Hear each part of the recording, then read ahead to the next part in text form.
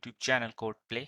आज मैं बात करूंगा कि कैसे एक्सटेंशन मेथड क्रिएट करते हैं, एक्सटेंशन मेथड का बेनिफिट क्या होता है और क्यों क्रिएट करते हैं, इसके बारे में थोड़ा मैं बताऊंगा। उसके बाद मैं इस पे मेथड बना के आपको दिखाऊंगा कैसे काम करता है। तो स्टार्ट करते हैं। अगर चैनल पर आप नए हो तो प्लीज़ सब्सक्राइब कीजिए, वीडियो को लाइक कीजिए, शेयर भी कीजिए। तो एक्सटेंशन मेथड बेसिकली ये होता है कि बिना चेंज किए हम एग्जिस्टिंग मेथड को हम एक नया मेथड बना देते हैं, ठीक है। और फिर उसे उसको यूज़ कर लेते हैं। बेसिकली क्यों यूज़ करते हैं? एक्सटेंशन मेथड बेसिकली वो मेथड्स होते हैं जो कि यूटिलिटीज पर्पस के लिए यूज़ होते हैं। कुछ कॉमन थिंग्स जो हम लोग करते हैं, मान लो बहुत जगह सारे करते हैं, तो बनाते कैसे? बेसिकली हम स्टैटिक क्लास बना के और इसमें स्टैटिक मेथड्स बनाते हैं, दैट इज एक्सटेंशन मेथड।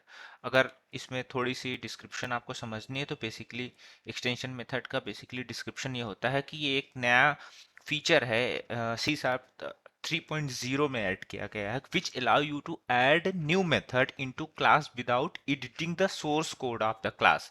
मतलब सपोज आपका ये प्रोग्राम क्लास है, ठीक है, इसमें बहुत सारे कोड किए गए हैं। अब कोई भी चेंज हम इस क्लास में नहीं करना चाहते हैं, ठीक है, तो उस केस में क्या होता है कि हम नया क्लास बना के अपना और हम मेथड उसमें डिफाइन करते हैं, यहाँ पे इजीली यूज कर सकते हैं, ठीक। तो इसका आगे क्या बोलेंगे हम इसमें? if a class consists of set of members in it and the features, if you want to add new method into the class you can add those methods without making any changes in the source code of the class। ठीक है, तो हम class का source code बिना change किए हम एक नया मेथड बना देते हैं, उसको यूज कर लेते हैं। कैसे यूज करते हैं? बेसिकली यूज करने का सिंपल तरीका है, हम सबसे पहले चलेंगे यहाँ पे कुछ वैल्यूज लिखेंगे। जैसे यहाँ पे सबसे पहले कंसोल डॉट रीड की लगा देते हैं ताकि जब भी हम रन करें तो दिखे हमको। तो हेलो वर्ड हटा देते हैं, ये सब हटा देते हैं, यहाँ पे रीड के नीचे लगा देते हैं और यहाँ पे सिंपल सा एक स्ट्रिंग वेरिएबल ले लेते हैं, var my name equals to, इसके अंदर स्ट्रिंग डाल देते हैं, ठीक। यहाँ पे डाल देते हैं कोड प्ले, ठीक। दो वैल्यू हम डाल दी। अब हमें क्या चाहिए? वैसे नॉर्मली तो कुछ मेथड होते हैं कि हम बाय डिफॉल्ट स्ट्रिंग क्लास में मिल जाएंगे, बट हमें वो चीज़ नहीं करनी है, हमें एक नई चीज़ करनी है। कैसे यूज़ करेंगे? बेसिकली हम उस पर जाएंगे। तो सबसे पहले हम जाएंगे, एक ऐड करेंगे क्लास, इसमें एक नया क्लास ऐड कर लिए। इस क्लास का नाम ऐसे दे सकते हैं, एक्सटेंशन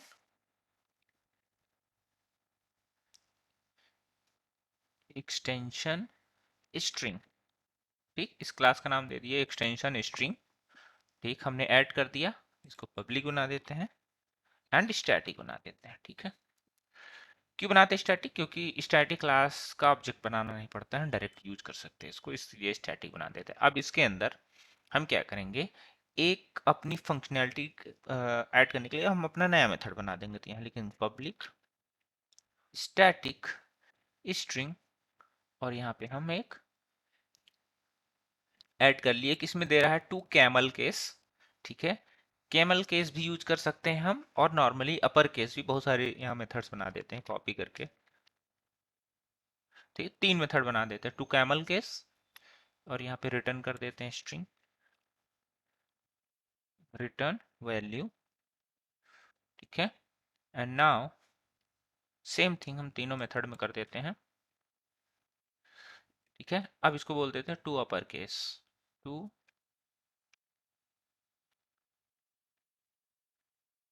अपर केस,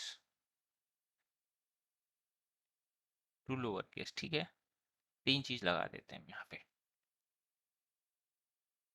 अब अब हम क्या करते हैं कि बेसिकली यहाँ पे बेसिकली अपना अपना लॉजिक लगा सकते हैं, जिसको मैं यहाँ पे लॉजिक की बात नहीं कर रहा हूँ, यहाँ मैं बात कर रहा हूँ कैसे यूज करेंगे, कैसे बनाएंगे मेथड, उसकी बात कर रहे हैं। तो यहाँ पे हम basically to camel case, to upper case और टू लोअर केस में हम स्ट्रिंग बनाएंगे और स्ट्रिंग को रिटर्न करेंगे। ये दिस है ना, दिस का मतलब होता है उस क्लास, करेंट क्लास का ऑब्जेक्ट। तो जब भी हम कोई वैल्यू को एक्सटेंशन मेथड थ्रू यूज करेंगे, उसके अंदर हम उस मेथड के अंदर दिस पास रहेगा, तभी वो करंट वैल्यू इसमें आएगी और उसमें जो एक्चुअल चेंज करेंगे वो चेंज होके इसमें चला जाएगा। तो चलो करते हैं। जैसे मान लो टू अपर केस की बात करते हैं, तो यहाँ वैल्यू यहाँ पे हम ऐसे कर देंगे। नॉर्मली मैं लॉजिक लगाने नहीं जा रहा हूँ, बस इसको यूज टू अपर केस, एक स्ट्रिंग क्लास होता है, स्ट्रिंग क्लास का मेथड है, इसको यूज करके हम रिटर्न कर दिए बेसिकली तो अब मान लो हम यहाँ पे टू अपर केस, हमें अब क्या करना है, कंसोल कराना है। ठीक है, कंसोल डॉट राइट लाइन, और यहाँ पे माई नेम, और माई नेम में अब देखना यहाँ पे इस टू अपर केस ये मेथड कैसे यूज करेंगे, तो यहाँ पे हम लिखेंगे डॉट टू अपर केस, देखना मिल जाएगा टू अपर। ये टू अपर तो एग्जिस्टिंग मेथड है, लेकिन जो हमने मेथड बनाया है उसका नाम है टू अपर केस, इसको यूज कर लिए यहाँ पे। ठीक है, अब हम इसको रन करके देखेंगे और क्या ये काम करता है कि नहीं करता है। ठीक है, वीडियो थोड़ा लंबा बन जाएगा, लेकिन आप लोगों को समझ में आनी चाहिए चीजें बेसिकली कैसे। देखो यहाँ पे कोड प्ले ये पूरा अपर केस में हो गया। ठीक है, टू लोअर केस, अब यहाँ पे हम इस वैल्यू को रिटर्न कर रहे हैं डॉट टू लोअर केस। तो बेसिकली ये टू लोअर केस इस मेथड को यूज नहीं करना है हमें। यहाँ पे जैसे ये टू अपर यूज किया वैसे टू लोअर भी होता है, इस स्ट्रिंग क्लास का मेथड है। ठीक है, तो अब ये हम इसको रन करेंगे, तो अभी ये अपर केस आ रहा है क्योंकि हमने प्रिंट किया है यहाँ पे इस चीज को। अब यहाँ पे प्रिंट कर देते हैं to lower case.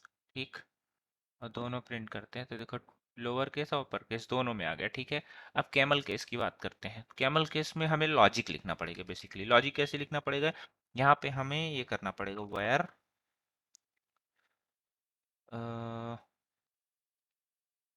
String array, और यहाँ पे स्प्लिट, इससे नहीं करेंगे, स्प्लिट स्पेस से करेंगे। ठीक है, जैसे स्पेस से स्प्लिट करेंगे इसमें वैल्यू आ जाएगी, और क्या करेंगे कंट्रोल के एस फॉर ईच, बेसिकली यहाँ पे फॉर ईच लगता है।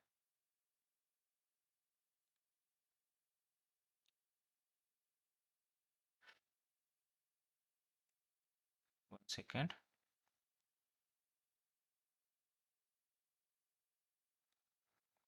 ठीक, अब यहाँ पे हमने फॉर फॉर ईच लगा दिया,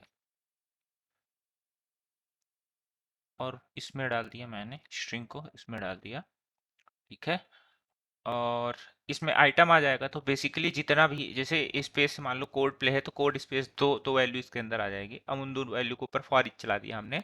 उसके बाद क्या करेंगे, इस स्ट्रिंग के अंदर यहाँ पे ऐसे लिख देंगे स्ट्रिंग प्लस इक्वल टू, ठीक है, आइटम। ठीक है, आइटम में क्या रहेगा, स्ट्रिंग रहेगा। ठीक है, हम डाल देंगे। तो बेसिकली अभी ये चल रहा है, लेकिन हमें पहले कैरेक्टर को ऊपर करना है, बेसिकली अपर केस में। ठीक है, तो हम क्या करेंगे, पहले कैरेक्टर को अपर केस में कन्वर्ट करने के लिए हम यहाँ पे क्या कर देंगे, उस कैरेक्टर की वैल्यू को निकाल लेंगे यहाँ पे। तो इस फॉर ईच से भी कर सकते हैं बेसिकली, और फॉर लूप से भी कर सकते हैं। तो यहाँ पे अपना लॉजिक, बेसिकली मैं यहाँ पे टाइम नहीं वेस्ट करूंगा लॉजिक लिखने का। तो यहाँ पे अपनी वैल्यू चेंज करके फिर इसी वैल्यू को रिटर्न कर देंगे, तो to lower to upper case में दोनों में हो जाएगा, क्योंकि ये फॉर ईच चलेगा फिर इसमें कॉन्केटनेट कर देगा ईच वैल्यू को और रिटर्न कर देगा। और पहले कैरेक्टर को हम फॉर लूप चलाएंगे तो एरे ऑफ आई जितनी बार भी आएगा उस पे हम क्या करेंगे कि उस एरे ऑफ आई को कन्वर्ट कर देंगे अपर केस में। तो ये लॉजिक लिख सकते हैं, और फिर यहाँ पे हम कैसे यूज कर लेंगे इसको, टू कैमल केस। कोई लोग बोलेंगे कि लॉजिक लिखे नहीं, तो लॉजिक में उसकी बात नहीं कर रहा हूँ मैं, यहाँ पे एक्सटेंशन मेथड की बात कर रहा हूँ। तो ये इस तरीके से आप एक्सटेंशन मेथड बना सकते हैं, बिना एग्जिस्टिंग कोड चेंज किए आप नया क्लास बना के नया मेथड बना के उसको यूज कर सकते हैं। ठीक है, आप ऐसे टू कैमल केस ये कॉल कर सकते हैं बेसिकली। अभी ये इस तरीके से आ रहा है, जबकि उसमें लॉजिक लगाएंगे तो चेंज हो जाएगा। राइट, ठीक है, तो अगर वीडियो अच्छा लगा प्लीज़ शेयर कीजिए, सब्सक्राइब कीजिए, लाइक भी कीजिए। एंड ठीक है, मिलते हैं अगले वीडियो में, तब तक के लिए टाटा बाय बाय।